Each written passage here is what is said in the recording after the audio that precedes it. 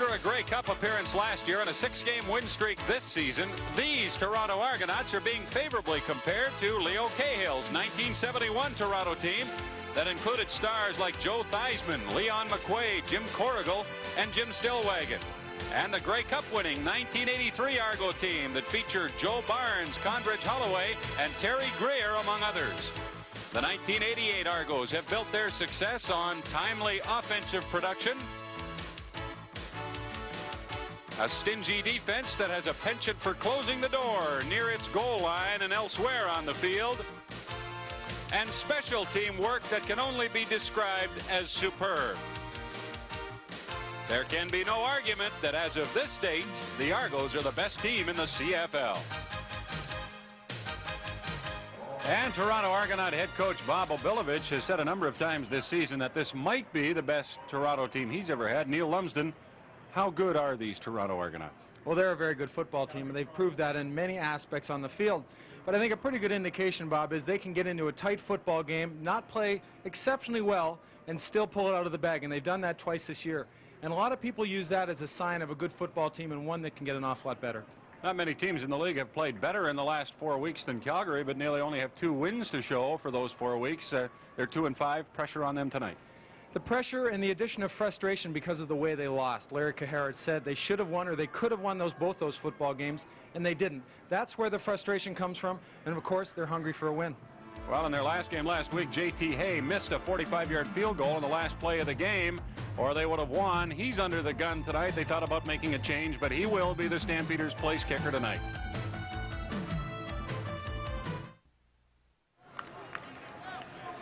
The OV Skyship gives us a picturesque view of Exhibition Stadium in Toronto as the Argonauts and Calgary Stampeders get set to meet for the first time this season. Larry Kuharich very simply stated today, Neil, we need to win. And Larry Kuharich wasn't his bubbly self this morning. Looked like he had an awful lot in his mind, whereas Bob Obilovich had to face some other problems as he got into the dressing room today just a couple hours before the game. Argos were forced to make a last-minute lineup change, and we'll tell you about that in just a minute. Hank Olisic hits the ball, and we're underway at Exhibition Stadium. Hopkins with a kickoff at the 20. And he's out to the 40-yard line. That's Sean Faulkner, not Hopkins, running it back for the Calgary Stampeders. Neil, the lineup change that the Argos were forced into. Well, Carl Brazeley, who usually starts on the right corner, will be replaced by Terry Noble. And a strange thing happened to Brazeley last week in Regina. After the game, he put some ice on an injury on his right leg. The ice was left on too long, affected a nerve, and really bothered the foot. And the foot started to droop and drop, and it still isn't back to normal. They thought he would be able to play, but found out just before game time that there was no way, so they made the last-minute change. Rick Warman on first down. Hands off to John Williams, and he doesn't find much room off the left side. He did find Gerald Bayless, the Argonaut nose tackle, who stopped the advancement to perhaps a yard. It is a lovely night in Toronto, as you can see by those conditions. 21 degrees Celsius. And no threat of rain. And the Stampeders with second down and a long 8 from there, 42. Warman, lots of time, throws in. It's nearly picked off by Willie Pless, and should have been. I don't think Pless would give us any argument on that. Well, Pless, you can see wearing the gloves, has a sticky surface on the palms, but not quite sticky enough. And this is what a lot of teams try to do, is drop that ball behind the linebackers. See Landry right in the middle, but they have such great quickness, both side to side, moving up, but also getting back and responding when the ball's thrown. You know, on a play like that, Neil, I often say the quarterback didn't see the linebacker. Do you think that's what happened that time? No, I think he saw him, but I believe he thought he could get the ball over his head. Okay, the kick by Harper, not a real good one, but Pernell Moore is not able to return it at the Toronto 38-yard line. He's stopped in his tracks. A 31-yard punt by Harper, who has averaged almost 43 yards on the season. Gilbert Renfro admitted yesterday at the press conference, talking with him, that he's not quite happy in his performance, knows he can do better, finds himself forcing the ball a little bit more this year than he has in the past. I think it's just a matter of settling down, getting into the game early, and he thinks a big play early, especially a passing play, would make a difference. That would boost the confidence. Renfro's throwing 10 interceptions this year. He threw only 4 all of last year. Gil Fennerty sweeping around the left side, and he'll have a gain of 11 yards and an Argo first down on their first offensive play of the game. Well, one of the ways they wanted to take some of the pressure off Renfro, was to get the ball to Fennerty early. Really put the defense back in the heels. Just simply a sweep to the left side. Good lead block by Hudson. Fennerty's quickness gets him to the outside, and number 80, Jeff Boyd, putting the block downfield on Ron Hopkins, allows Fennerty to get the first down. Puts Fennerty over 500 yards rushing on the season. First down and 10 Argos. From there, 49. Fennerty again with it, and he has another 11 yards, this time to the Stampeder 50. Well, Bob, success with the running game early will definitely help the passing game. See him cradle that ball well. Just nice cut straight upfield. Good job of blocking downfield on Ford. He's allowed to pretty much get into the secondary before he's touched. And we know from talking with Larry Kuharich today that the Stampeders were looking for Gil Fennerty, as do all teams. As a matter of fact, Kuharich paid him the ultimate compliment. He said he is the Toronto franchise, at least on offense. Well, he also said that whenever Toronto gets in trouble, whether it be throwing the football or in a tight situation where they have to run it, they always either dump the ball to Gil Fennerty or hand it to him. That's quite, as you said, that's not only a compliment from Kuharich, but from the offensive team that have faith in him to do that much work. And it is a Toronto first down after the measurement. They're at the Calgary 50. We're just underway at Exhibition Stadium. There's no score. And Fennerty for the 3rd straight time carrying the ball. This time he's held to a gain of about 4 yards. Ken Ford has made a big impact on this Calgary team. You see right here, he gets a quick jump on the football before when the ball comes up. Makes it very difficult for an offensive lineman with that quickness to get in front of him, shield him off. Well, Kuharich calls the acquisition of Ford the major move that they made after that 0-3 start to improve their defense. Really pleased with the impact Ford has made. Renfro sprinting left on this 2nd and 6, and he'll get knocked out of bounds at the Calgary 44-yard line, 4 yards short of an Argonaut first down. Kenny Ford, one of the men over there to stop Renfro. You talked about impact that he's made on defense. He's made some pretty good impact on players. If Renfro doesn't get down a hair at this time he did, Ford could have knocked him into the first row of the bleachers. Well, had Renfro decided to take Kenny Ford on there, he would have come out second best, I'm afraid. He wisely hit the dust and missed the impact of that hit. 3rd down and about 4.5 from the Calgary 45. Elisic will try to angle it to the sideline and does. It's caught by Holloway out of bounds, and they'll mark it out at the Stampeder 11-yard line. Watching Hank Elisic warm up before the game, there doesn't seem to be much of a wind down around field level and even up to the top of the goalpost, but after it goes past that point, a slight breeze can hold the ball up, and I think we're going to see that as the game goes on. Well, there'll be tricky winds come off that lake, and I would say, Neil, that in this first quarter, as you pointed out earlier, it looks like what wind there is the Argos are going into. They're asking Elisic to place his kicks more this year, and his average has suffered in recent weeks because of that. It's 44-2 on the season, which is good, but not quite up to Elisic's very high standards. Tim Petros carrying on first down for the Stampeders, and he is stopped after a gain of 1 or 2. Petros and John Williams playing his 2nd game in the backfield with Rick Warman. The receiving corps that relies so heavily on Tolbert and Willis, the quarterbacks rely on them to catch most of the footballs. And a change in the offensive line. Watson replacing Rob Smith, who was moved out to right tackle because of an injury to Sean McEwen. Rick Warman and the Stamps 2nd and 8 at their 13-yard line. Warman over the middle for Tolbert, complete up at the 42-yard line. Excellent throw and catch by Emmanuel Tolbert and Rick Warman.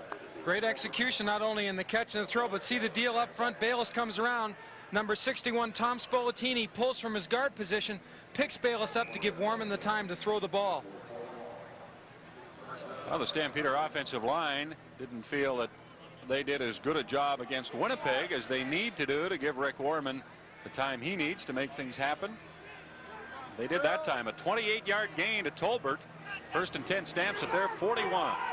This is Holloway carrying the ball from his receiver position. Has the great speed, gets around the corner.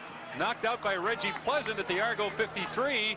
A gain of 15 yards for Derek Holloway.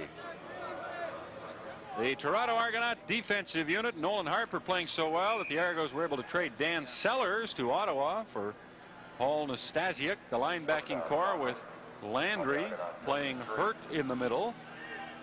And the secondary, Terry Noble, a last-minute replacement for Carl Brazeley on the corner. Stampeders in a scoreless opening quarter. We're 5.5 minutes into the game. 1st and 10 at the Argo 53. Warman to John Williams, and he battles for 4 yards across the Argo 50 to the 49, maybe the 48. Asking Kaharich how Williams did in his first outing as a starter, he said he did an awful lot of his running on his own and was quite impressed and feels quite secure that as Williams gets more comfortable with his offensive line and vice versa, he will be a big plus for that offense. Williams, a 27-year-old who spent 3 years in the USFL. One of those years he played under Larry Kuharich. 2nd down and 5. Warman, quick pass intended for Toner, I believe, but he got held up and did not get to the football. Well read by Warman. See Larry Kuharich complaining a little bit that Marshall Toner was pushed off and interfered with as the ball was thrown downfield. Glenn Harper, a 42.7-yard average on the season. That is 4th best in the CFL. Will kick on 3rd down and 5 from the Argo 47. And like Olisic, he'll try to get it out of bounds and will at the Argo 18-yard line. There's no score with 8.5 minutes left in the opening quarter. A couple of young gentlemen who have an affinity for the New York Yankees, it appears, in attendance at Exhibition Stadium watching the Argos and Stampeders. And right adjacent to the football stadium is the Canadian National Exhibition in full swing. And this game is 6.5 minutes old and there's no score. The Argonauts after a 30-yard Glenn Harper punter, 1st and 10 at their 18. The toss to Fennerty right side. He's to the 25 and breaks it up to the 37 or 38 with a nifty inside move as he waited for his blocking to set up. Well, you don't you don't have a good sweep without a good lead block. And watch Hudson put the shoulder down, just buried number 95 Lamont Jeffers, who's coming up from his linebacker spot. And then as usual, Fennerty can be left on his own downfield to make some more yardage. Fennerty had it in about 3 different gears on that run, and he got up to his 38-yard line. Renfro will drop straight into the pocket on 1st down. Will throw. Darrell Smith can't hang on. The ball high. He was hit by Derek Taylor a second after it arrived. Well, Gilbert Renfro has not taken off and run with the football as much this year, Neil, as he would have last year, as he did last year. And a lot of people think it's because the knee surgery he had in the off season, he's just not totally confident with the knee. I think it takes a while, and I think having the game so close together this year has hurt him too, because he doesn't get a better chance to recover. He's looking for Darrell Smith, who's wide open at the Calgary 40, and Smith is to the 29 of the Stampeders.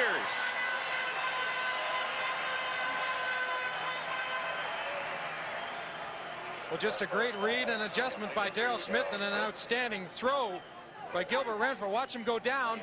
He's got the position. Now he's going to break it out to the corner. And he just gets behind Taylor enough on that quick turn.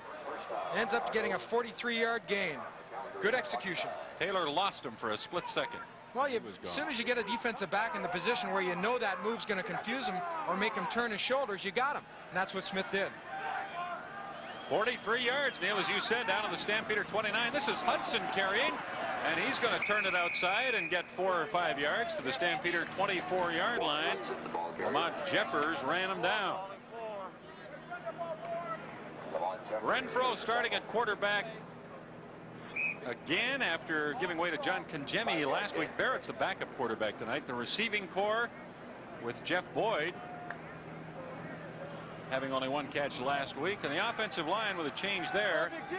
Kardash playing at right guard. The Argonauts have all sorts of little nicks on their offensive line. Renfro throws complete to Boyd at the 17-yard line of the Stampeders, and that looks like it'll be a Toronto first down. Well, that offensive line had to be a bit of a concern for the Arrows coming into the game. As you said, they're all a little bit nicked up except Ian Beckstead at the center.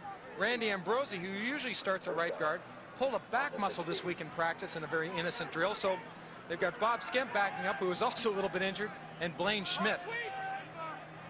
Argos, 1st and 10 at the Stampeder 15.5. Gil Fenerty hit by Kenny Ford after a gain of perhaps a yard. 5.5 minutes left in the opening quarter at Exhibition Stadium. There's no score, but the Toronto Argonauts are looking very serious about changing that situation. See, this time Jeffers gets up the field a little bit further and stands up instead of taking Warren Hudson on. So really makes Fenerty slow down and look for a spot where normally the man would have been knocked down, allowed Ford to fill the gap, make the hit and the tackle. 2nd and 9 Argos. Stampeder 15. Renfro, touchdown to Fenerty.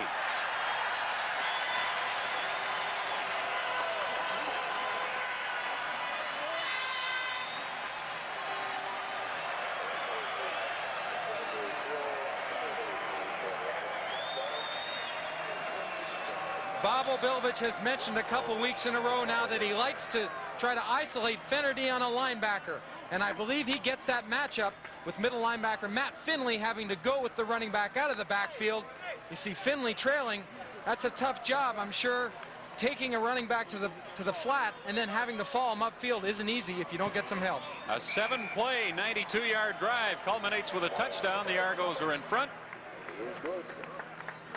Argos lead 7-0.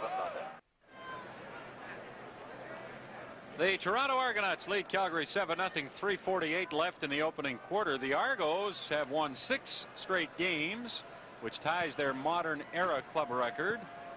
And they have won 8 straight home games, dating back to last year and this year, which also ties the club record, which was set back in 70-71. So they can break a couple of club records if they can win tonight. Here's a long bomb to Jeff Boyd. He has it.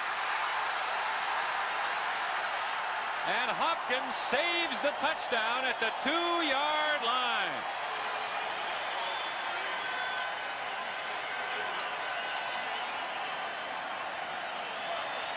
Jeff Boyd, who admittedly didn't play very well last week in Regina, has exploded here. An outstanding throw. Watch out, Jeff Boyd's hands don't come out till the ball gets there. Right now.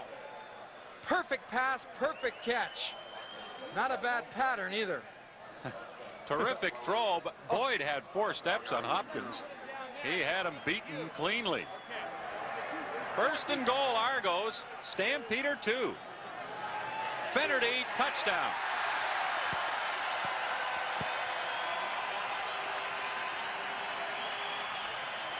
Boy, they made that look easy. Well, it almost makes you say, uh-oh. The Argonauts have been talking about not getting the explosiveness that they expected out of their offense. If you can get down there in that short a period of time with one play, there's no question that number 6 is going to get it in the end zone for you. 2 plays, 80 yards. Fenerty's 2nd touchdown of the opening quarter, his 10th of the season.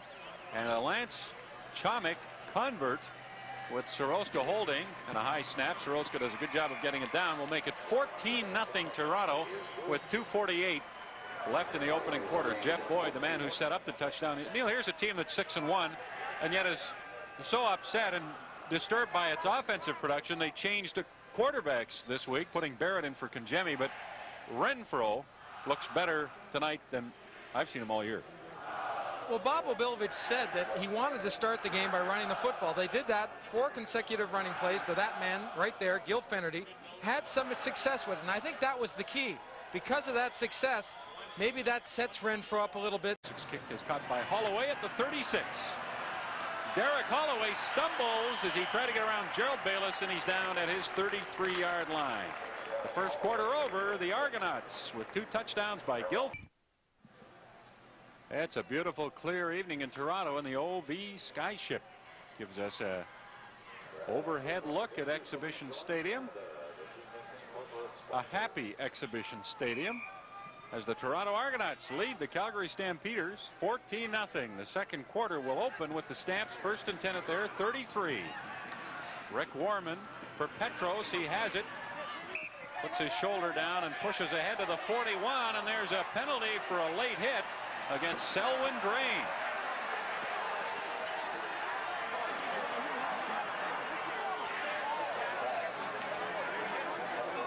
And Plus and Landry wade into the Stampeder bench.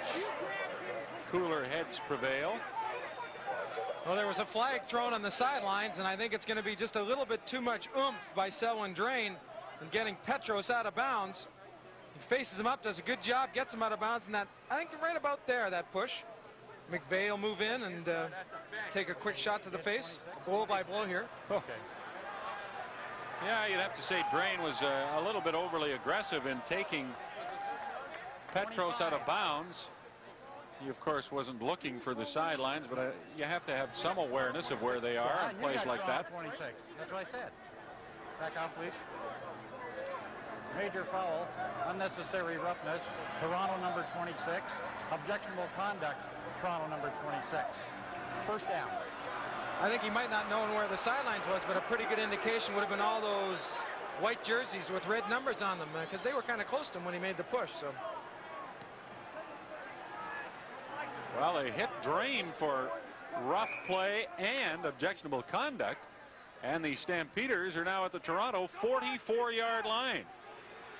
The pass gained them close to a first down, but the penalties made it a net gain of 33. Emmanuel Tolbert with a quick pass over the middle from Warman. He gains 5, and we have another penalty flag.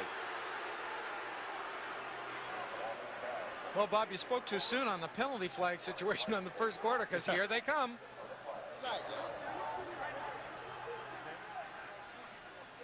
Well, the Argos are going to be called again. Toronto number 27.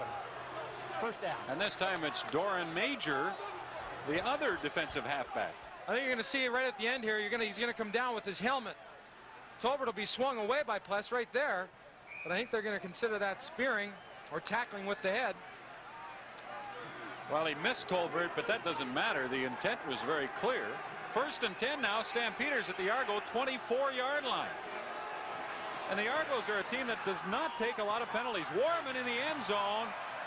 Now Willis broke that pattern off out near the 5-yard line. Nail and Warman threw it deep into the end zone. Willis waving at Warman as though he feels Warman misread the play. Well, I think they both have to make the adjustments. Doug Landry in his middle linebacker spot is going to come in a blitz, nicely blocked. Figured the shorter way was to the inside, but he was well taken out by John Williams. Second and 10, Stampeders at the 24 of Toronto. Rick Warman finds Emmanuel Tolbert, and he gets down to the 16-yard line of Toronto. He'll be 2 or 3 yards short of a first down. Well, you gotta like that hustle. Pretty good move and effort to get the first down by Emmanuel Tolbert, but the hit was made by Nolan Harper. Now he lines up as a defensive end. He's going to come all the way across the field, 45 yards, and ultimately make the tackle. Tolbert trying to get inside and back out, and might have, if not for that good smack right there. Now, for many teams in the league, we'd be surprised at a 3rd down and 3 gamble, but not from Larry Kuharich and the Calgary Stampeders. Here it is. Warman looks in the end zone. Tolbert all alone. Touchdown, Stampeders. So Calgary gets back into it, down 14-0. They're on the board, and penalties against the Argos play a major role in that scoring drive by Calgary. The movement on Tolbert, he gets to the inside but sees there's no safety, and so does Warman. So instead of having to keep going across the field, Tolbert makes the adjustment and backs away, goes deeper in the end zone where the ball can be laid out nicely as it was, and well caught. Just good. Now that's a time where both the quarterback and the receiver adjust correctly. We have seen some excellent offensive execution in this game thus far, and it's now 14-7 for the Argos. Just a minute and a half into the second quarter at Exhibition Stadium.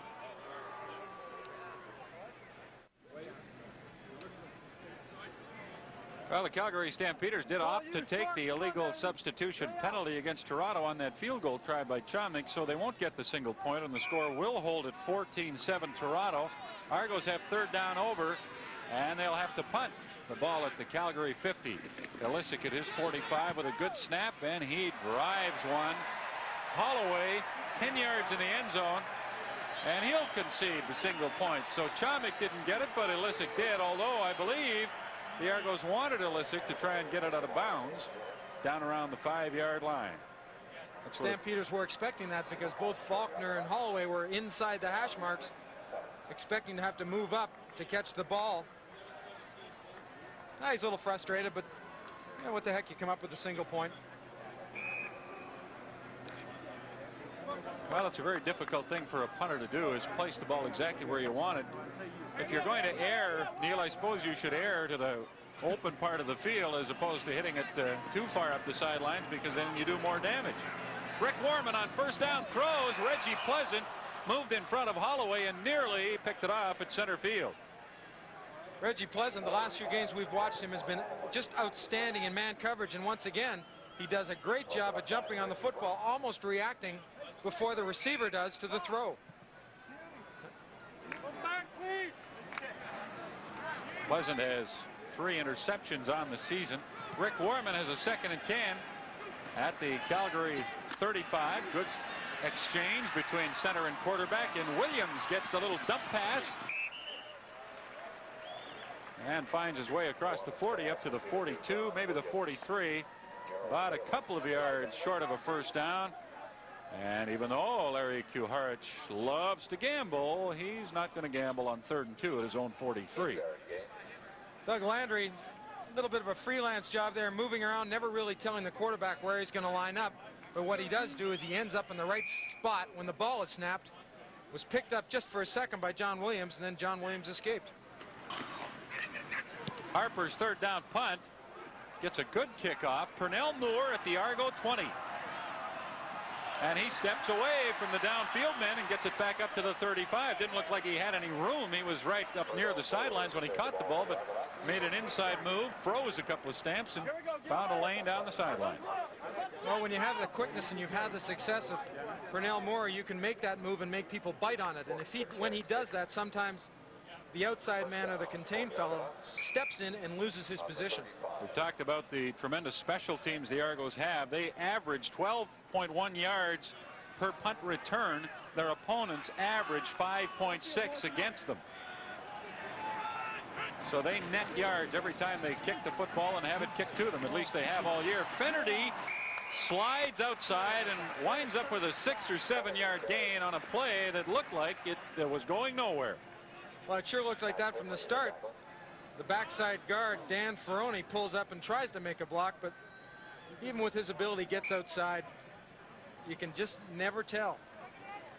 Finnerty off to a great evening.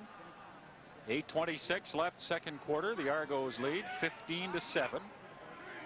Finnerty has both Toronto touchdowns, and the Argos are 2nd and 3.5. And Finnerty has the ball again, and he has a first down up to the Toronto 49-yard line. Talked with Obilovich in Regina about this guy exploding for that huge gain. Neil, we're 7 minutes into the 2nd quarter, and he's on track, isn't he? Well, it's surprising coming into the game that his longest run was only 21 yards, but look at his peripheral right here. He sees the block on Finley and makes the cut back.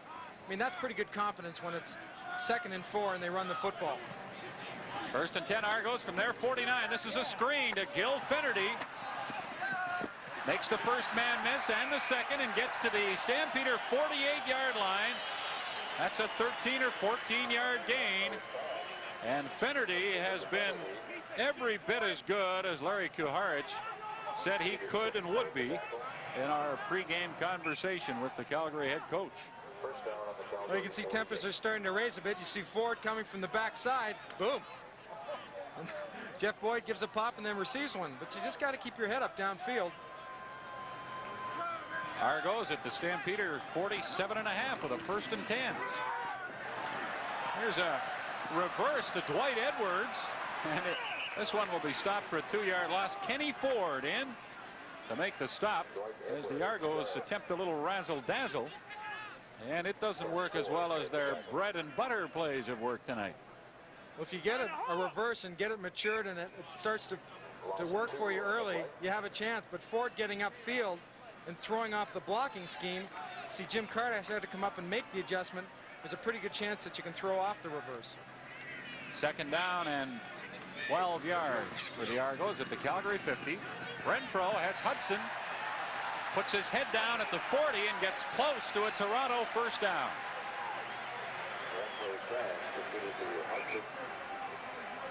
6:15 the time remaining in the second quarter. Quite simply letting the linebackers drop, and Hudson's going to step upfield and release into an area. I think if they can get Hudson the ball more out of the backfield, not only will it help the offense, but it will take some heat off of Gil Fenerty. You know, Hudson's not what you'd call a big part of their offense. Fenerty's the main man, but the last 2 or 3 games, the Argos have used Hudson quite a bit. Well, you get him with the ball out of the backfield. He gets some momentum. He's a tough guy to bring down. They are just short of the first down at the Calgary 38-yard line. And with the fans urging him to gamble, Bob Obilovich has opted to do that, although I'm sure he would have without the advice. Argos lead 15-7. And they're 3rd and inches at the Stampeder 38-yard line. Renfro keeps it himself. Doesn't get much, but probably got enough to get Toronto the first down. Well, if that situation had been a yard or more, I believe the Stamps would have been able to stop Renfro, because they got a tremendous surge on the right side of the defensive line by Belleville, Greg Raynard, who comes in short yardage situation, and Stu Laird. Well, they didn't give him much on the placement of the ball. This is going to be close. He didn't make it. Gilbert Renfro stopped on 3rd and inches, made nothing. And the Stampeders take over the ball on downs. We have 5 minutes and 57 seconds left in the second quarter at Exhibition Stadium.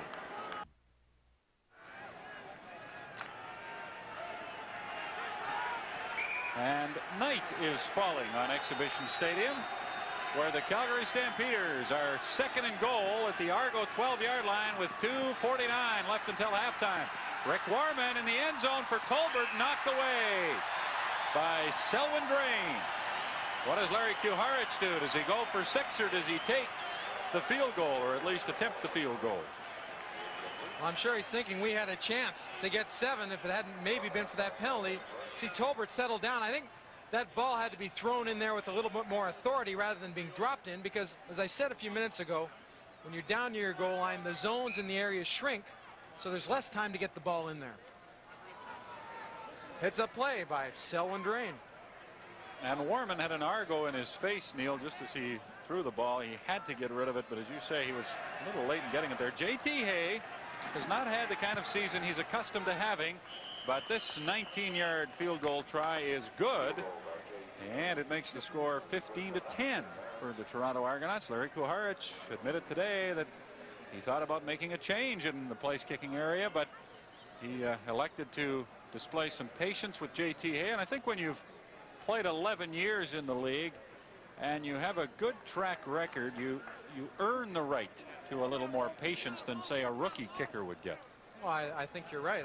J.T. Hay has proven season after season that he is a very respectable, if not outstanding kicker, and because of a slow start, I don't think you give up on a guy.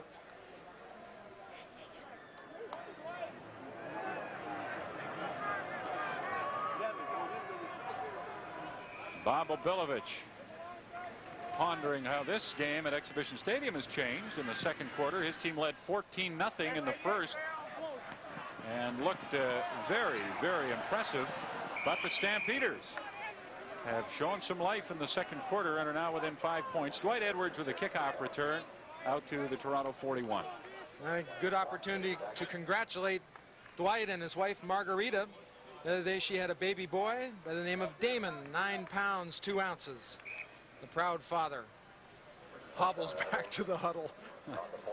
34-year-old Dwight Edwards, who's been with Saskatchewan, Ottawa, Calgary, Montreal, and back where it all started, his CFL career here in Toronto.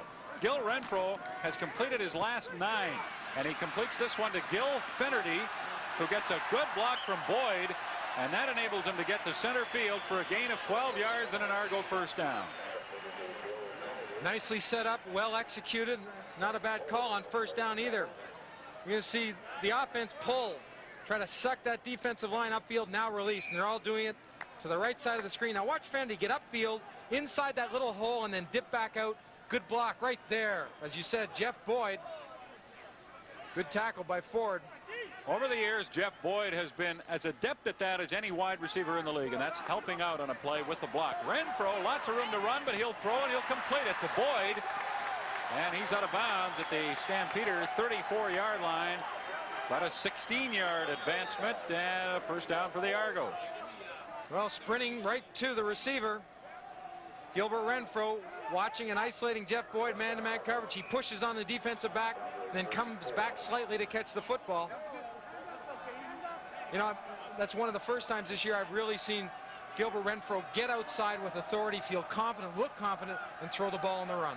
He's doing everything with authority tonight, and his numbers speak for themselves. Fennerty with a handoff, gets away from a couple and is inside the 25 to the Stampeder 24. Almost, if not, a 10-yard pickup. It continues to amaze me how Fennerty can make the first and second man miss, and I'll just let you watch right there. Oh, McCrary. I mean, you want to, you kind of lick your chops. You want to come up and put a big hit on him, put your helmet right in his chest, and then he's not there. McCrary was waiting for him, and 1 minute he was there, and then he was gone. It is a first down, and Fennerty has the ball again. He'll turn it inside, put his head down, and drive to the 17 for a gain of 7. I can't wait for the day that we see this play right here. Same execution, catches the pitch, and then stops and throws the ball downfield, because everyone in the defense and some of the people on the bench have tried to come in and corral him. Well, Fennerty, of course, wears those gloves. I don't know how able he is to throw with those gloves on, but he seems to be able to run okay, and for now that'll be enough for the Argos. He has 97 yards in the first half. That has a minute 40 left in it. Toronto leading Calgary 15-10. You see right there, left tackle and a big one, Chris Schultz from the University of Arizona, receiving some attention, and really you have to give an awful lot of the credit, at least the credit and success that the Argos have had on offense, to the offensive line. Bruised, beaten up, and yet they still continue to show up and give great protection. The exhibition in full swing in Toronto. It's been going for a couple of weeks now, attracting large crowds, as it always does. Schultz will leave for at least one play as the Argos are second down and 3 at the Calgary 17. Fennerty has the ball. He has a hole. He's to the 10. He's to the 9, maybe the 8. First down, Argos.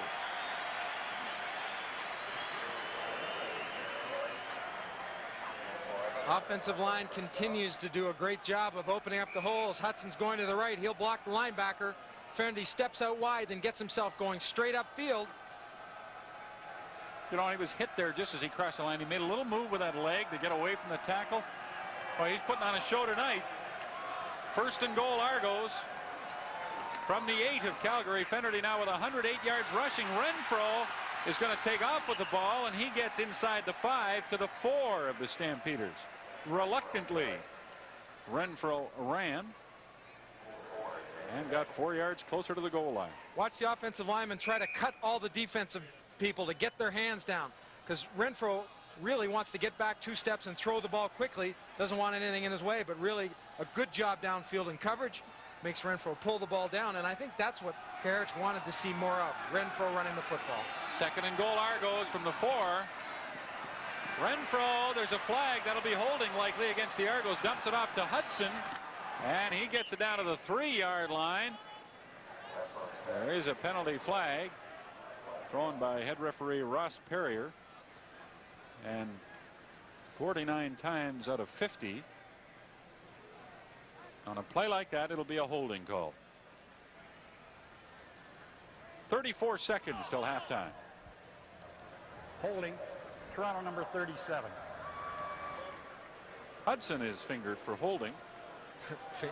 Like the way you put that. Fingered for holding, yeah. Well, you see him working on the outside right there. Looks like he's doing a pretty good job on Hallman. But once Hallman makes that move and gets that big arm and his swing underneath Hudson's arm, Hudson has to latch on to make sure he doesn't escape. Well, the Stampeders take the penalty. move the ball back to the 14. If they declined it, Toronto would have been 3rd and goal at the 3. Now they're 2nd and goal from the 14. Renfro throws in the end zone, and it's no good, but there's a penalty flag intended for Darrell Smith. McCrary with the coverage, and it looks like he is going to be called for what appeared to me to be a questionable interference penalty. Well, anytime you see Calgary number 3. First down. a defensive back running with the receiver and not turning around and gets his arm up, it's called screening. But it looked to me like McCrary had timed his turn just about when the ball was coming in.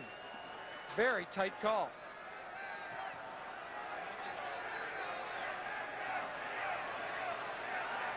Well, that's a tough call for the Stampeders. It gives the Argos 1st and goal, and Finnerty has it in the end zone, his 3rd touchdown of the night.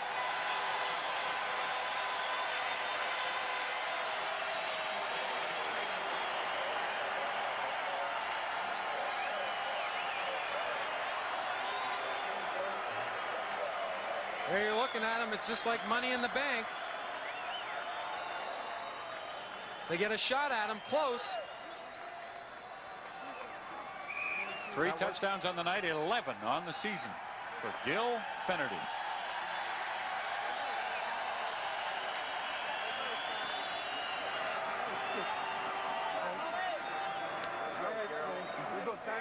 That makes it 21-10 Argos. Chomik, if he can add the convert, which he does, ups it to 22-10 with 25 seconds left until halftime. A 9-play, 67-yard drive, and the touchdown set up by the pass interference call against McCrary. And in that Argonaut drive, we saw a little bit of everything. Using Hudson Finnerty, a screen, the running, the passing. I think we're seeing Toronto, and more specifically Gilbert Renfro, take charge of that offense and really do a good job in all aspects of the execution.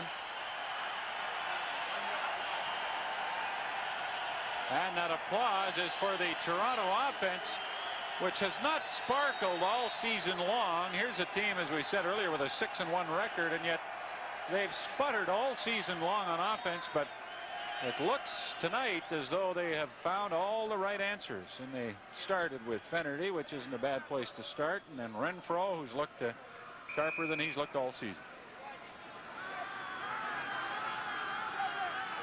So Alisic will kick off with 25 seconds left in the half. Holloway will field it at the Calgary 15. And he gets hit head on by Cummings at the 25-yard line. Kevin Cummings leading the tacklers downfield. Well, you wonder with the change in quarterbacks, with Danny Barrett now backing up Renfro instead of John Congemi, if that little shift kind of made Renfro think, well, maybe it's, you know, if I don't get things going, Barrett will be in soon. And if that's the case, Gilbert Renfro has responded, and very positively, to the pressure. And there has been very little Calgary pressure on Renfro. The offensive line of the Argos has done a terrific job tonight of protecting their quarterback, and that's played a big role in his success. Warman completes a first down pass to Tim Petros for a short gain of close to 4 yards out near the Calgary 30 with 16 seconds left until halftime. Not exactly the play they were looking for, the release pass out of the backfield to the running back.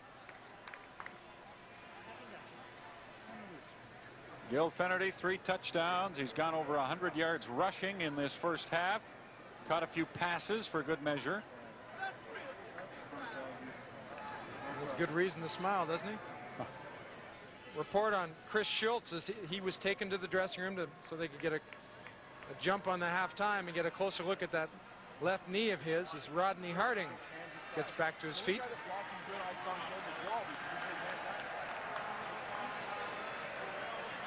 Yeah, I asked a couple of the coaches before the game if there's the extra pressure on them with the short weeks, and you know, coaching is a very emotional spot. Yeah, it's difficult to prepare when you only have 3 and 4 days between games. This is Holloway with the ball. He has a great speed, but he's not able to find the room he needs. As Noble, Terry Noble, the cornerback replacing the injured Carl Braisley, came up to make the stop. 4 seconds remaining until halftime. The Argos, when they were in Regina last Friday, started a series of 4 games in 15 days. They'll play in Hamilton on Monday night, and then they'll play Saskatchewan at home a week from Friday. And of course, the good thing about this schedule, Neil, is they don't have to travel because Hamilton isn't really a road trip. No, but it still gives very little time for the little injuries, like Landry has a twisted knee and a few of the offensive linemen have the injuries, to recover, because they, if there was another 2 days before this game, like there used to be, they would have time. As the Argonauts, more specifically Bob Obilovich, looked like he was calling a timeout. Argos did use their timeout to stop the clock. 4 seconds left. That'll make Glenn Harper punt the ball. Argos have one man back. They'll go for the block.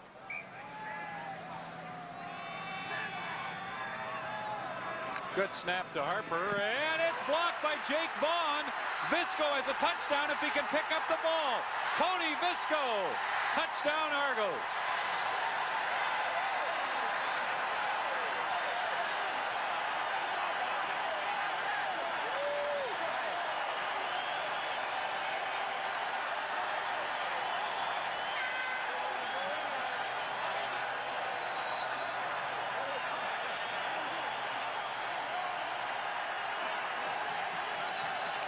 Watch where Jake Vaughn goes, not to the punter, but to the spot to where the ball's being dropped. Excellent timing. Gets those hands out, keeps them together so the ball won't go in between them. And because of that effort, you get a good look. It's just outman. Boy, that's a killer for the Stampeders, Neil. Is this a treat or not? Right here. Rookie Tony Visco. Got so excited he forgot he was on the extra point team. Yeah, that was now he's leaving the field. 23-yard run by Visco after Jake Vaughn blocked the punt. The Argos will be called for taking too long here as they got fouled up in terms of who should be on the field for the convert due to the excitement of blocking a punt on the last play of the half. You know, and a team can only take so many blows. The Stampeders had battled back from 14-0 to make it 15-10, and now 2 touchdowns in 25 seconds. The Argos are going to take a 29-10 lead to the dressing room at halftime. If Chomik makes the convert, and he does. And so 30 minutes are complete at Exhibition Stadium in Toronto, and the Argos, with that explosion late in the second quarter, have a 19-point lead.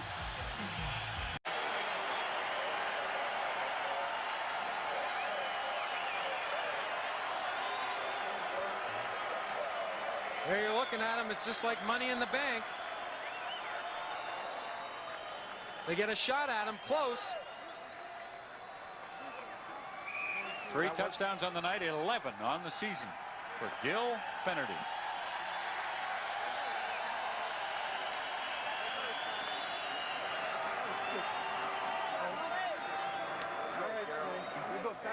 That makes it 21-10 Argos. Chomik, if he can add the convert, which he does, ups it to 22-10 with 25 seconds left until halftime. A 9-play, 67-yard drive, and the touchdown set up by the pass interference call against McCrary. And in that Argonaut drive, we saw a little bit of everything. Using Hudson Fenerty, a screen, the running, the passing. I think we're seeing Toronto, and more specifically Gilbert Renfro, take charge of that offense and really do a good job in all aspects of the execution. And that applause is for the Toronto offense, which has not sparkled all season long. Here's a team, as we said earlier, with a 6-1 record, and yet they've sputtered all season long on offense, but it looks tonight as though they have found all the right answers. And they started with Fenerty, which isn't a bad place to start, and then Renfro, who's looked sharper than he's looked all season. So Alisic will kick off with 25 seconds left in the half. Holloway will field it at the Calgary 15. And he gets hit head on by Cummings at the 25-yard line. Kevin Cummings leading the tacklers downfield.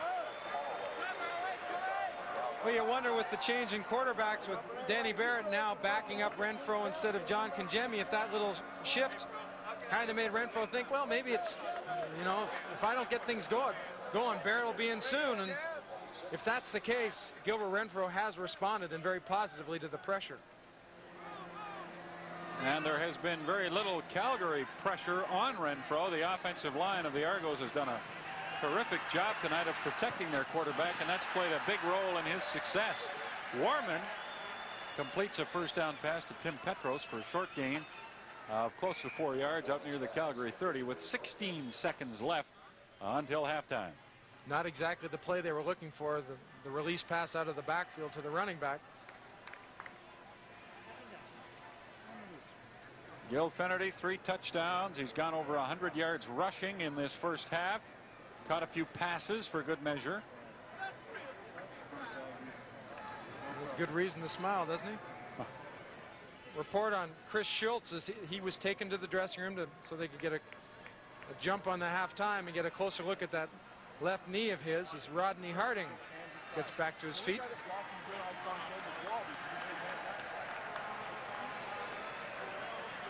Yeah, I asked a couple of the coaches before the game if there's the extra pressure on them with the short weeks, and you know, coaching is a very emotional spot. Yeah, it's difficult to prepare when you only have 3 and 4 days between games. This is Holloway with the ball. He has a great speed, but he's not able to find the room he needs.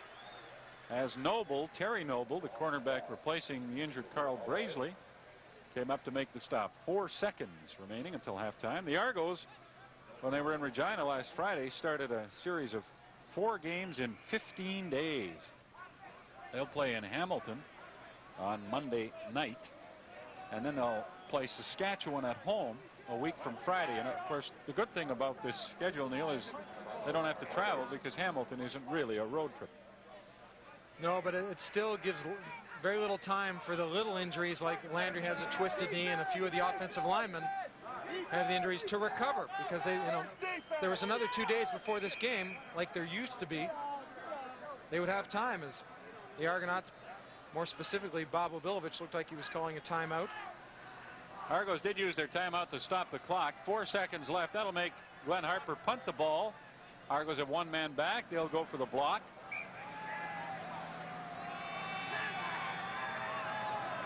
Good snap to Harper, and it's blocked by Jake Vaughn. Visco has a touchdown if he can pick up the ball. Tony Visco, touchdown Argos.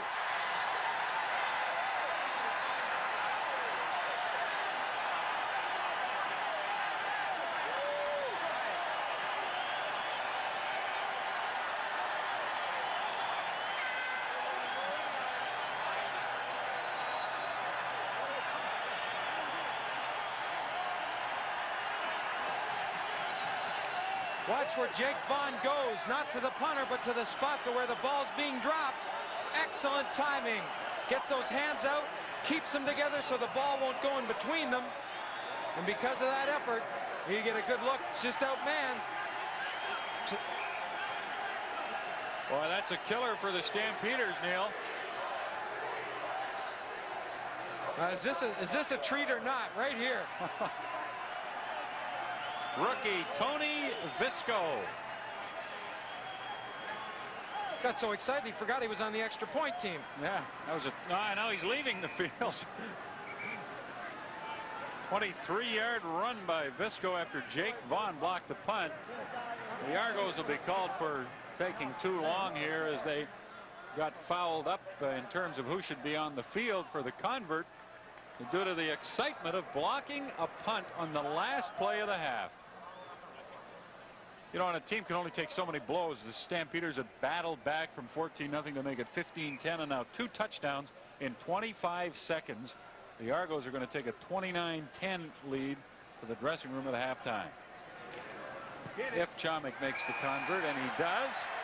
And so 30 minutes are complete at Exhibition Stadium in Toronto, and the Argos, with that explosion late in the second quarter, have a 19-point lead. Well, what compounds the Stampeder problem, if a 19-point deficit, Neil, against anybody isn't a big enough problem to overcome, they're going against the team with the best defensive record in the CFL, a team that has allowed 15 points per game, and in 4 of 7 games has given up fewer than 12. They're 19 points down. I am painting a bleak picture, I guess, for the Stampeders, and we have seen stranger things happen. But I'm trying to illustrate the challenge they face in this second half. Well, I'm sure that Larry Kaharich's halftime talk was a little bit more upbeat than that. I know they realize what they have to do, and they have to do an awful lot in respect to execution. Their defense has to come up tougher and really nullify the long drives, of which Toronto have had great success doing tonight. And when you drive the ball, everyone knows you use up the clock, and that's valuable time that the Stampeders need on offense. Now, when the Stampeders are in the dressing room at halftime, they all have to be talking themselves out of being deflated, don't they? When you give up 14 points in the last 30 seconds of a half after you've gotten back into a game, boy, that's got to hurt. Yeah, again, it comes back to the word that I think it applies the best, and that's frustrating. J.T. Hay kicks off to start the second half. Dwight Edwards at the 26. And he finds some room down the right side. Stopped at the Stampeder 52-yard line. Gilbert Renfro has completed 11 passes in a row. Gil Finnerty rushed for 109 yards in the first half. 353 yards in offense. That's way ahead of the Argos' season average for total offense per game. Pretty efficient as the Argos get ready to snap the ball here. They're going to have to do it in the second half without big tackle Chris Schultz, who will not return to the football game, which leaves the Argonauts with one backup offensive lineman now. Here's a handoff to Warren Hudson. He's not going to outrun Kenny Ford. Ford stops him at center field.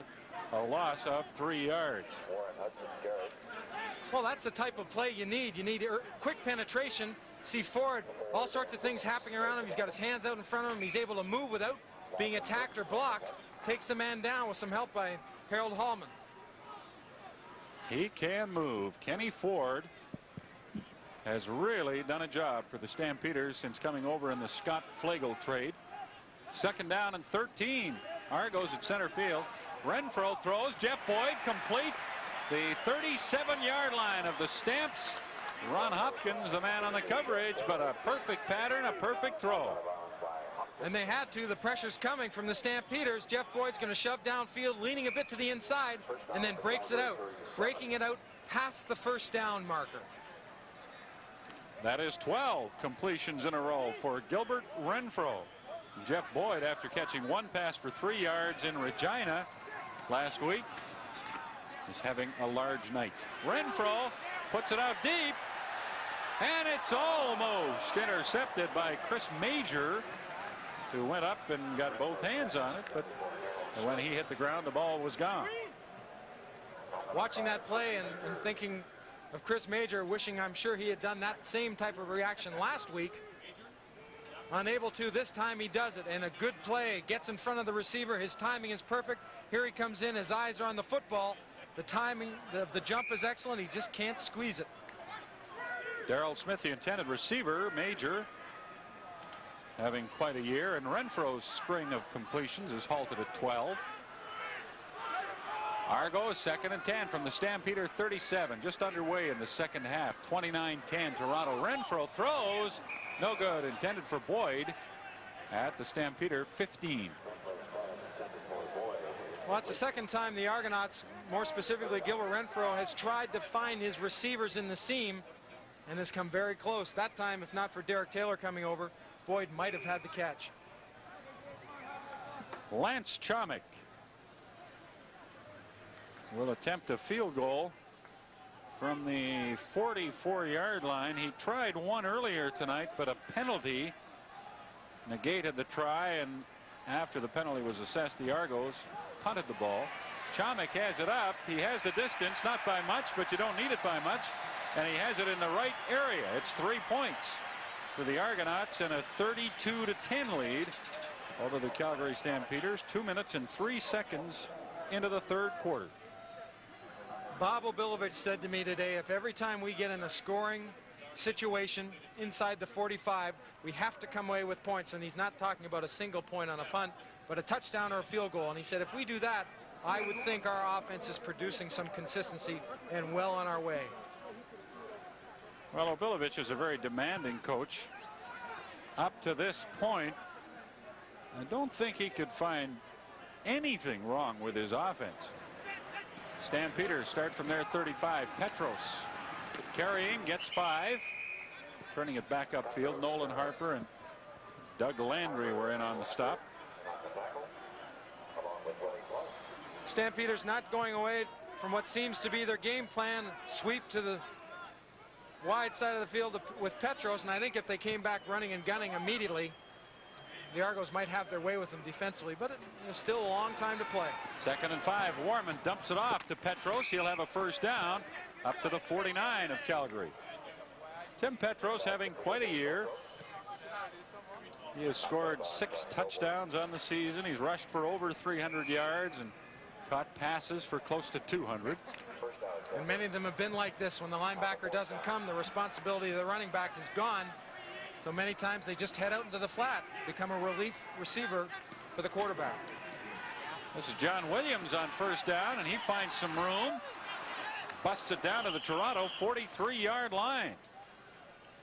Kuharich wanted to make ample use of Williams tonight, Neil, but the way the first half went, the Stampeders weren't able to get Williams the ball as much as they wanted to. Well, a few more times like that, and if he's able to turn the corner as he did, and the Stampeders are able to seal that corner for him so he can turn around, get upfield, they'll have some successes. Injured Stampeder, I think it's one of their receivers who was downfield and got tangled up with an Argo. Okay, Tony Dennis is the Calgary player that is being attended to. Well, he threw a block downfield away from the play, being aggressive, trying to get the defensive backs on, sit back a little bit. And he got poked in the eye. Well, Pat Clayton, the athletic therapist, was checking them both. Of course, he can only check both because that's all he's got. He's only got 2 eyes, yeah. The Stampeders, 1st and 10 at the Argo 43. 32-10 Toronto. Warman finds Tim Petros, who steps away from a tackler and gets to the 30. Gain of 13. Stampeder first down. Good looking Calgary drive, and this is what they need, trailing by 22 points. Your guess of being poked in the eye, Bob, was exactly right. That's what happened. It'll take a while and get the focus back. Warman sprints on first down. Has Tolbert wide open at the 25. He's not able to quite get to the 20, so he'll come up a yard short of a first down. But another successful play for the Stampeders. Well, they sprint to the field where the blitz is coming from. Halfback Selwyn Drain tries to get upfield quickly, but Warman makes a good read with Tolbert getting out into the flat quickly to give him a place to throw it. That's the type of adjustments they need against this Argonaut defense. Tolbert having a good night wide right with Willis on 2nd and a yard from the 21. Warman hands off to Petros, and he has the first down easily, getting through to the Argo 17 or 18-yard line. When Kulka gets up, see him holding that left arm close to his body. It means, who knows what it means. Sometimes it's just a quick jar to the shoulder. Probably have to get a rope and drag him out of the game if they want to get him out. You and I saw Kulka earlier today without any clothes on the upper part of his body, and is he ever huge? Yeah, he's pretty well chiseled for a big man, isn't he? Oh. Warman looks for Willis, but he can't get to it in the Toronto end zone.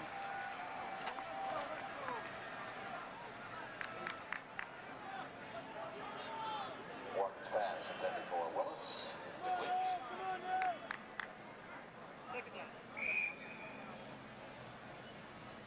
9:35 left in the 3rd quarter. 32-10 Toronto. The Stampeders are 2nd and 10 at the Argo 18.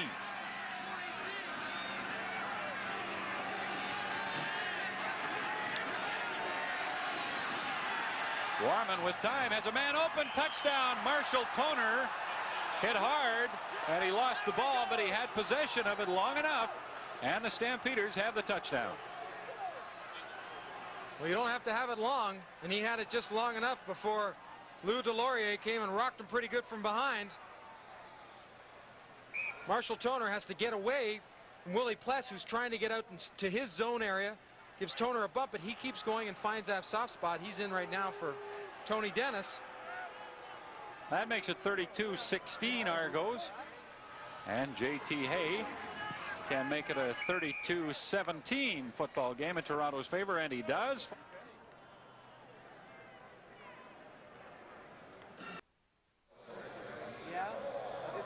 Rick Warman has just thrown his second touchdown pass of the night, his 12th of the season. And he's having a pretty good night. But his Calgary Stampeders are still 15 points down to the Toronto Argonauts. It's 32-17, 5:42 the time of the score. Warman to Marshall Toner for the touchdown. We're in the third quarter. Well, Warman getting some protection. He also has the ability of being flexible and almost like on a rail when he's in that pocket to slide and evade some pressure. So if they work hard for him, he can get the ball downfield and complete some passes. Pernell Moore hit at the 35-yard line by Sean Faulkner, who came flying through there to cut Moore down. Here's an example of what protection will do for you. It allows Marshall Toner to not only get bumped, disrupted a little bit. You see a nice clear view. There's that movement. Warman steps up and unloads. You know, the two Calgary touchdowns tonight, Neil, have been through the air, which means that the Argos have yet to surrender a rushing touchdown this season. That's incredible, isn't it? That underlines how well they have played defensively, particularly in their own goal area. Gil Finnerty with a first down carry gets 5 to the 40, but a penalty flag accompanies Finnerty on his trip to the turf, and it's holding against the Toronto Argonauts. Well, that's what the Stampeders have to work for. Getting up past the line of scrimmage in one of those gaps that Finnerty is going to pick and make him change his mind. And then, of course, once he's changed his mind, you see Lamont Jeffers do a good job of sliding off the block. Have some pursuit. You've got to have people coming to the football when you have a person like Finnerty running it. Because if you don't, he'll escape, as he has many times, that one tackler and be gone. Finnerty has 3 touchdowns tonight. That's Carl Braisley, the injured Argonaut, who is unable to play tonight. Terry Noble, a rookie, replacing him on the corner. First and 20, Argos from their 25 after the holding penalty. Renfro to Hudson, makes a good catch up at the 31. The ball comes loose, but the play had been whistled dead. Gain of 6 for Hudson and the Argos. 8:26 to go, third quarter. It's 32-17 for Toronto. The Argos looking to up their record to 7-1 as Kenny Ford, who once again has been all over the field, makes the stop on Hudson.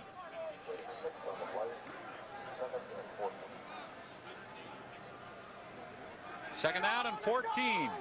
Argos at their 31. Renfro, lots of time, finds Dwight Edwards at the 45. That is a first down, it appears, for the Argos. They needed to get to the 45. They mark it at the 46. So Gilbert Renfro converts a second and long. Enough to move the sticks. You see the pressure coming. Stamps are blitzing. That puts man-to-man coverage downfield. Dwight Edwards is able to get inside David McCreary. And I think when you look back at the Stampeders and the success and the problems that they've had this year, most of it comes in the secondary when they've gone man coverage. The defense has had much more success when they drop back and play different types of zone. Finnerty carries on first down and bowls through across the 50 to the 51 for a gain of 5 yards. Renfro, Neil, has just thrown some beautiful passes tonight. His execution has been perfect on some of his throws. You couldn't ask for better thrown footballs. Well, when you hear coaches talk about Gilbert Renfro and some of the qualities he possesses, compared sometimes to Warren Moon, the way he stands in the pocket and throws the strikes, good-sized quarterback. I think tonight we're seeing an opportunity or seeing the chance to really see some of these qualities that does make him very similar to some of the greats that have played. Second and 5. Argos at their 51. Renfro wants to put it up again. Lots of time. Look at this. Finds Edwards. There's that Jeff Boyd. It's Jeff Boyd at the Calgary 51. And that's going to be a Toronto first down. Another one. Well, when you give your quarterback that much time, he's going to complete some passes. Look, he's put the watch on him. He's just standing there on his toes. They can't get close enough. And again, I think we have to give the credit to that offensive line. They're a little bit wounded. Chris Schultz is out. but they're doing a heck of a job in protecting their quarterback.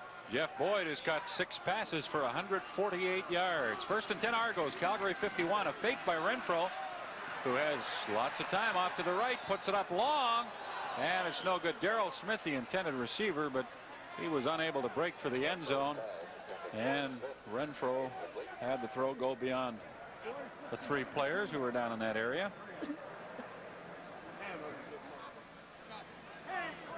Well, we haven't seen Renfro sprint much tonight, but both times he's been outside, hasn't been bothered by a defensive player. That time he was accompanied by Dan Ferroni, the guard. And when you do sprint, you really cut down the field on where you can throw the football, and unless you get someone open quickly or coming back to the ball, the defense, I think, has a bit of an advantage. 5 minutes 40 seconds left, 3rd quarter. 32-17, Toronto leading Calgary. Argos 2nd and 10, and we have a screen to Finnerty. Gets away from the first man, Gil Finnerty. Down to the Calgary 47. He'll gain 3 yards and leave the Argos with a 3rd and 7. But the play would have lost 3 yards if not for Finnerty's skills. Well, it's interesting, just as the Stampeders start to get a little bit more pressure on Finnerty, or on Renfro, he dumps the ball off in a screen to Finnerty. Their timing and play calling has been really outstanding tonight.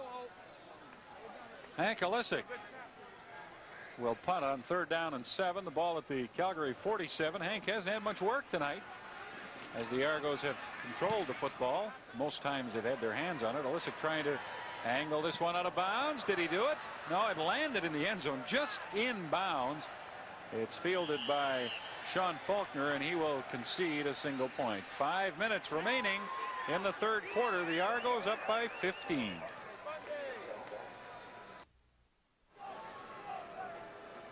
Two minutes and 42 seconds left in the 3rd quarter at Exhibition Stadium in Toronto. Larry Kuharich, the 42-year-old head coach of the Calgary Stampeders, just had his team gamble on 3rd and 12. They didn't make it, marking the 15th time this season the Argos have taken the football over on downs. Renfro hit hard as he tries to throw on 1st down.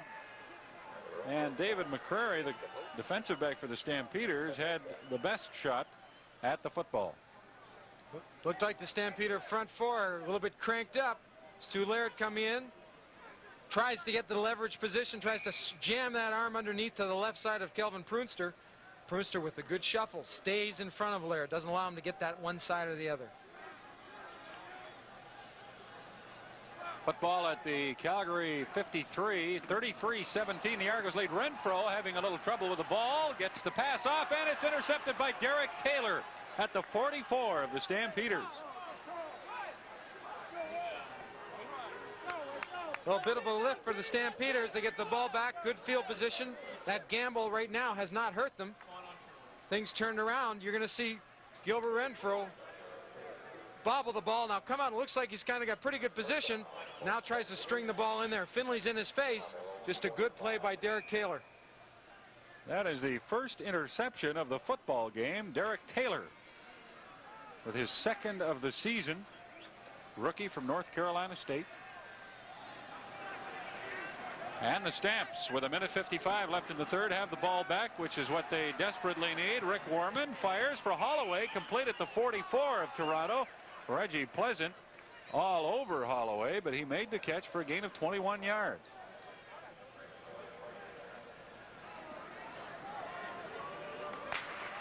Gil Finnerty with 3 touchdowns. Toronto leading the Stampeders 33-17. The Argos getting 2 of their touchdowns in the last 30 seconds of the 1st half. Warman is hit just as he tried to release the football. It'll be an incomplete pass.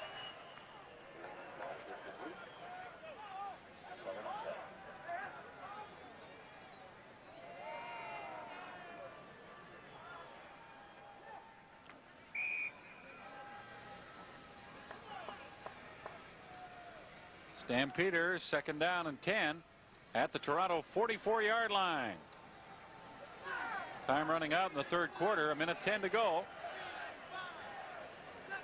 Warman has not gone to Larry Willis much tonight, and Warman will do well to get out of this jam. No, he's down at the Argo 48-yard line. Gerald Bayless led the Toronto defensive pressure. Willie Pless was in on it too. You see Warman gets back in the pocket, but never really will get an opportunity to set himself up. A little bit of a roll to the right to get away from some pressure. what normally has worked out before for him, stepping up. The Argos did a good job of closing those lanes down. Willie Pless coming up the middle and completely eliminating any chance to scramble. Stampeders having some trouble with that movement by the Toronto defensive front. Harper will punt on 3rd down and 13 from the Argo 47. And he just got it away. Jake Vaughn, who blocked one near the end of the first half, almost got there. This is Pernell Moore with some fancy footwork, finally stopped at the 21-yard line by Sean Faulkner with 40 seconds left in the 3rd quarter. Chris Schultz limping around with that sore knee. They're not really sure what's wrong, and instead of taking a chance, it's best with the game in hand that he get out of his football clothes and put on those everyday clothes.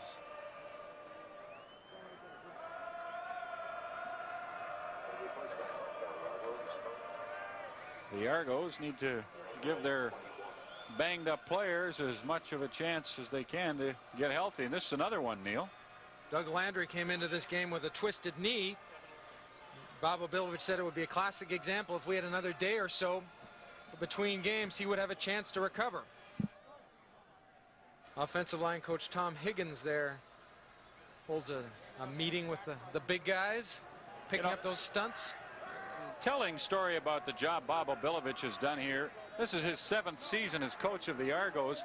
In the 8 years before Obilovich arrived on the scene, the Argos finished last 7 times. 7 out of those 8 years preceding Obilovich's arrival, they were a last place team. And under Obilovich, they have had 4 first place finishes and been to the Grey Cup 3 times.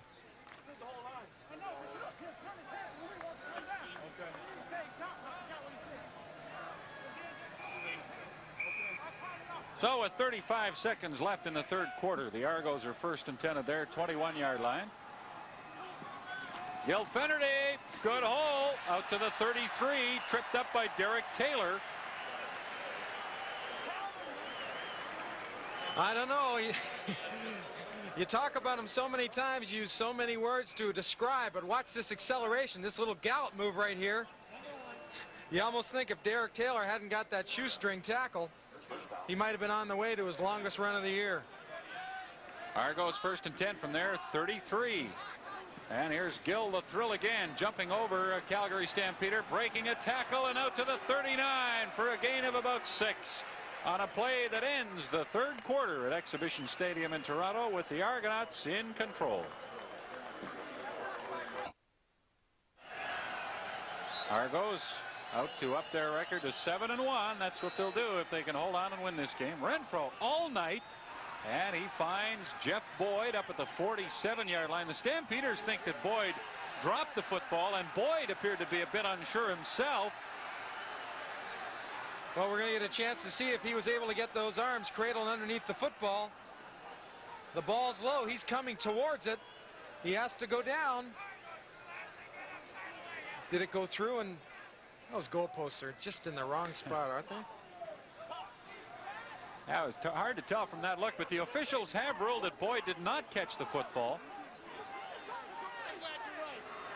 Although the Argos argue vehemently that he did. The replay inconclusive. Usually a pretty good idea whether the ball was caught or not is how irate the receiver is. And Jeff Boyd kind of, well, I think I caught it. And not much complaining after that. Well, when he looked around to see if they were going to give him credit. See if anyone was looking. Yeah, it's kind of a tip-off that maybe he did drop it. That's what they've ruled. 3rd down and 4, and Olesic will punt. And Holloway will receive at the 35. And he's not able to get around the corner. Illegal block. Calgary number 79. 1st down. Block. What happened, Greg? You get underneath? Low? Low? No, I got him on his shoulder.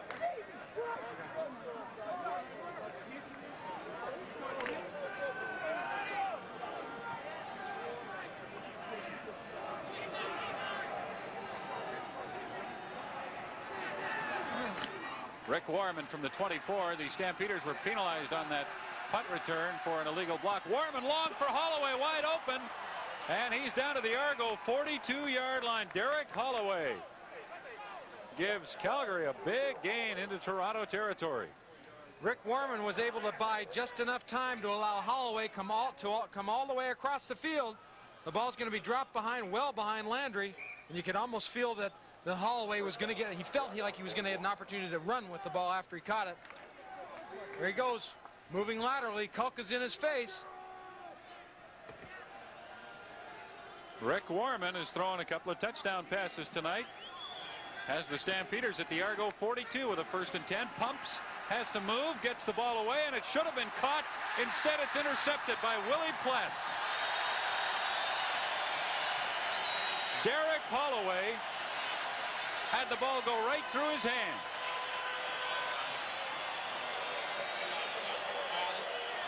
Well, those are the things you look back on when you watch the films tomorrow, and I think you said it. The ball should have been caught.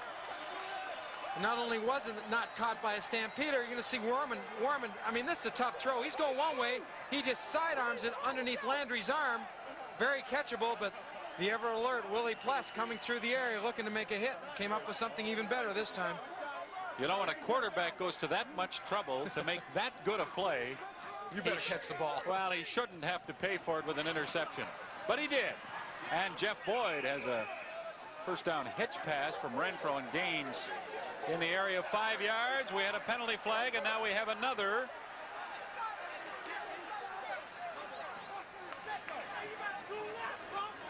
.12:17 left, 4th quarter. Toronto leading Calgary 33-17.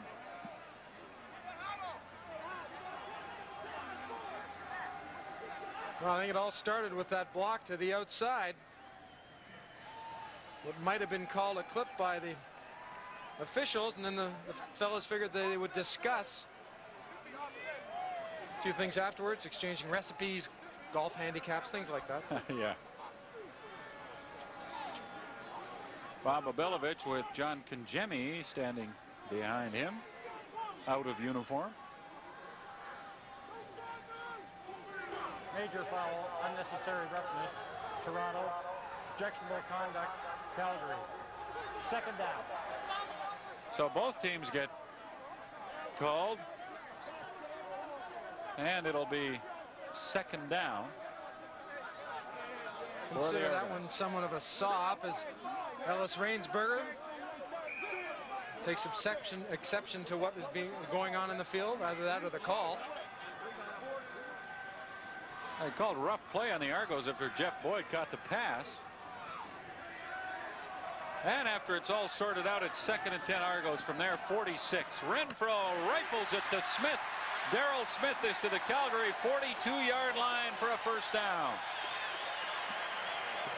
Daryl Smith had mentioned weeks ago he wanted to see the football a little bit more.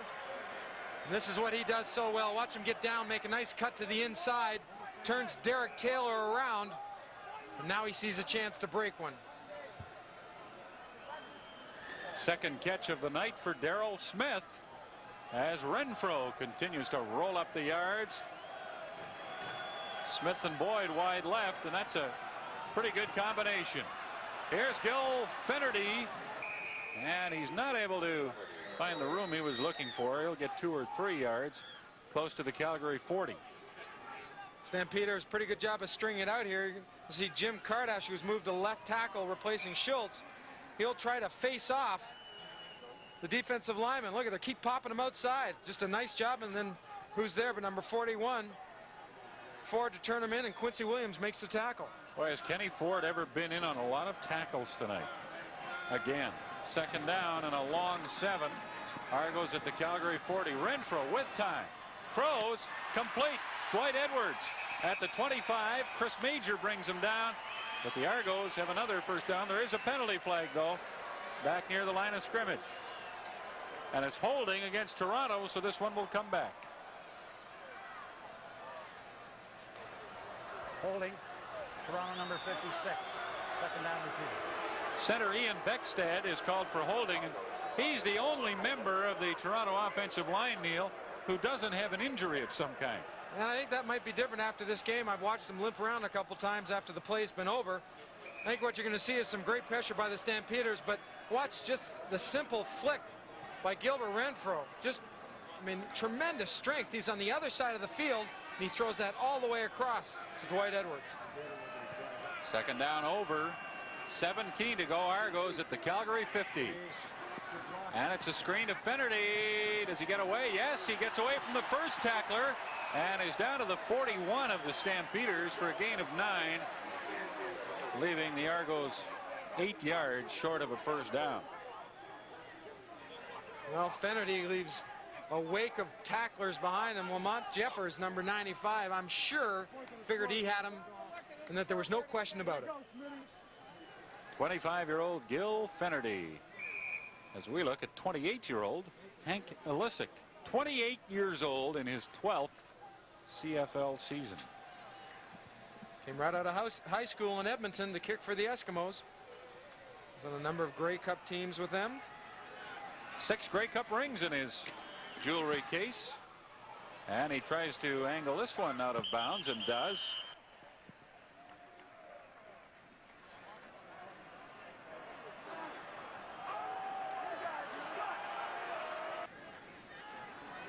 Time is starting to build a strong case against the Calgary Stampeders. 9:23 left, fourth quarter. The Stamps trailing 33-17 to Toronto.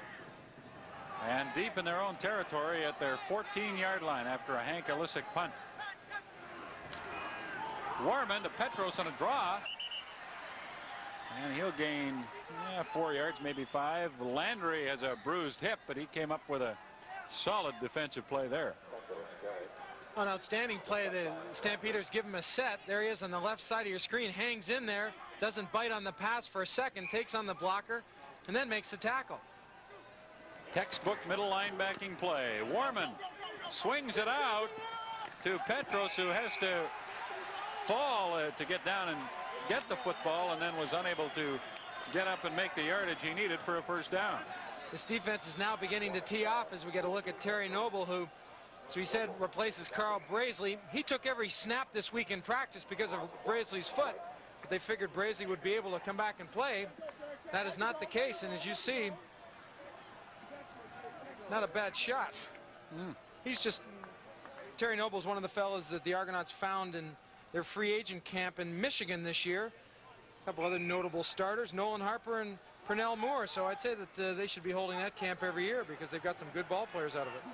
Well, it's remarkable how many good players free agent camps have turned up. This is a fake, and there's nothing but room for Tim Petros, who has a chance to go all the way. No, he'll be run down, or will he? He's to the 20-yard line, the 19-yard line of the Toronto Argonauts. 8:05 left in the fourth quarter. The Stampeders get a big play that they very badly needed. With the Argonauts in good position, ahead, well ahead, the Tank Landry is out of the game. He'll be replaced by Bruce Elliott at the middle linebacker spot. Second-year player from Western Ontario, 23-year-old Bruce Elliott gets a chance to get some playing time. 3:30 left, fourth quarter. 16-point Toronto lead. Stampeders first and 10 of their 28. Warman chased by Kulka and caught for a loss of 3 and a penalty flag. Holding against the Stampeders is the indication from head referee Ross Perrier.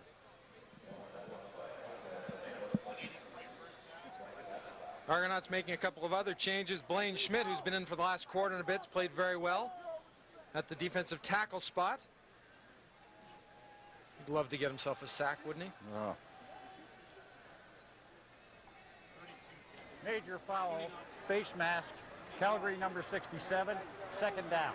Rudy Phillips is called for the face mask penalty, but the Argonauts have declined it, or have they? No, they're going to take the penalty.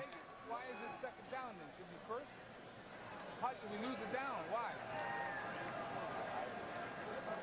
Larry Kuharich is wondering why it is second down instead of first down over, and I don't know whether they're ruling this penalty perhaps came after the completion of the play.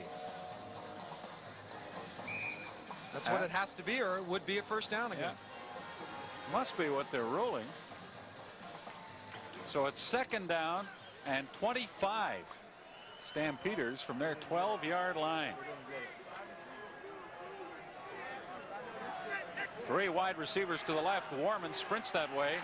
and dumps it off to Petros, who doesn't get away from Willie Pless. Delorier helping with the tackle.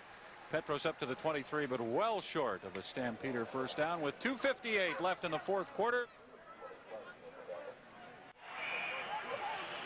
Gil Fennerty has had a big night for the Toronto Argonauts, who lead the Calgary Stampeders 33-17. Stampeders punting on 3rd and long. Harper gets it out of bounds, but doesn't get it very far downfield before it went out of bounds. They'll mark it out at the 45-yard line of the Stampeders. 2 minutes and 45 seconds left in the fourth quarter. And Larry Kuharich, who has had to watch his team go 2-2 in their last 4 games, even though they played so well in all 4 and lost the last 2 in the last minute and a half of each game, must be feeling, well, frustration, you name it, he's feeling it. And Gil Fennerty has provided some of the pain that Kuharich has felt this evening.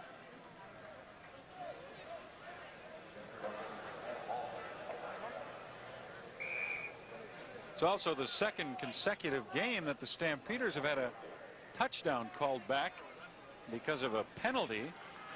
They scored earlier in this quarter, but it was called back for holding. Here's Gil Fennerty, another good gain to the 28-yard line of the Stampeders. First down, Argos. Fennerty continues to roll up the yards. Well, running backs that have success like this have a great awareness and great sense around them. And this opportunity, watch him almost slow right down to let Bob Skemp, 64, get in front of him and then direct him, say, hey, let's go going upfield, I'll follow you. And that's exactly what happens. And Fennerty reminds me so much of the days that I watched the great Dick Shadow. Fennerty carrying from the 28 on first down, gets another 6 or 7 through the middle. You know, his offensive line has done a terrific job for him tonight, but he makes so many of those yards on his own, Neil, by, as you said on the last play, just pausing and reading, and he has that, I think, that vision that the outstanding running backs need to have. Fennerty has just hit the 200-yard mark rushing on the night. And he'll add 1 or 2 to that. Would you believe 4 or 5 on second down and 3? He pops through for a first down, and you can hear the fans at Exhibition Stadium. That noise is for Gil the Thrill. Well, Bob Obilovich told us last week he figured it was going to come soon. He thought it might have happened last week. Very stingy Saskatchewan defense didn't let it happen, but this week, right from the word go, the first 4 plays of the game went to that man, Gil Fennerty, and they haven't stopped. First down, Argos, and 10 from the 17. Fennerty again. He has now gone over 700 yards rushing on the season. He gets to the Stampeder 10 for a gain of 7. Well, if you can't find this fellow exciting, you don't have a heartbeat, because I think he's shown us everything.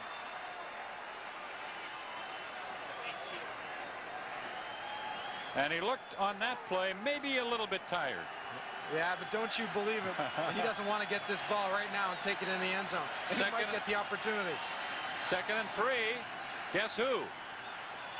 And Fennerty will be close to an Argo first down around the 7 of the Stamps. 56 seconds left on the clock at Exhibition Stadium.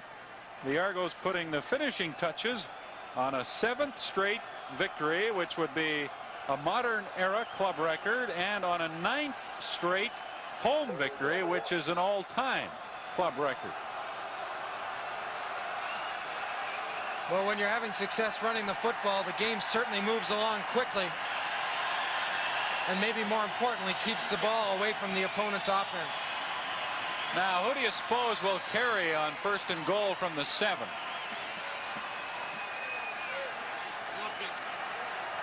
Well, stymied, aren't you?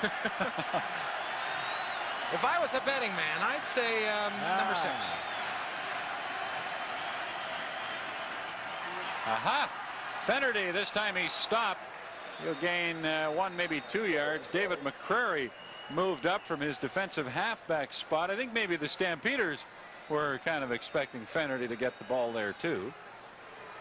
Renfro looking to the sidelines for some guidance on what to call here on 2nd and goal from the Stampeder 5.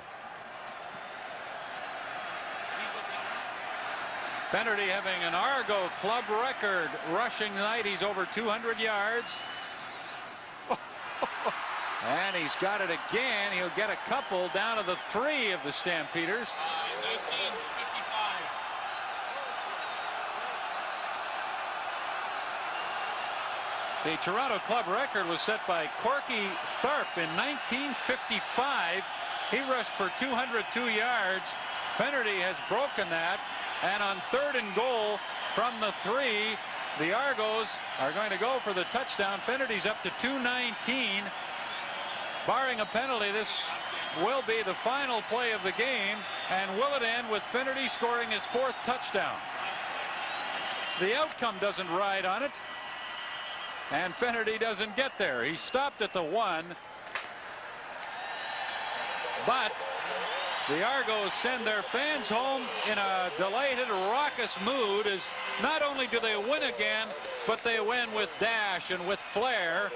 And that's if the fans of Toronto have had a complaint this year, Neil, despite all the winning. It's that, yeah, but you don't do it with pizzazz. Well, you can't find any more pizzazz than we've seen tonight. The defense, as usual, has been very solid.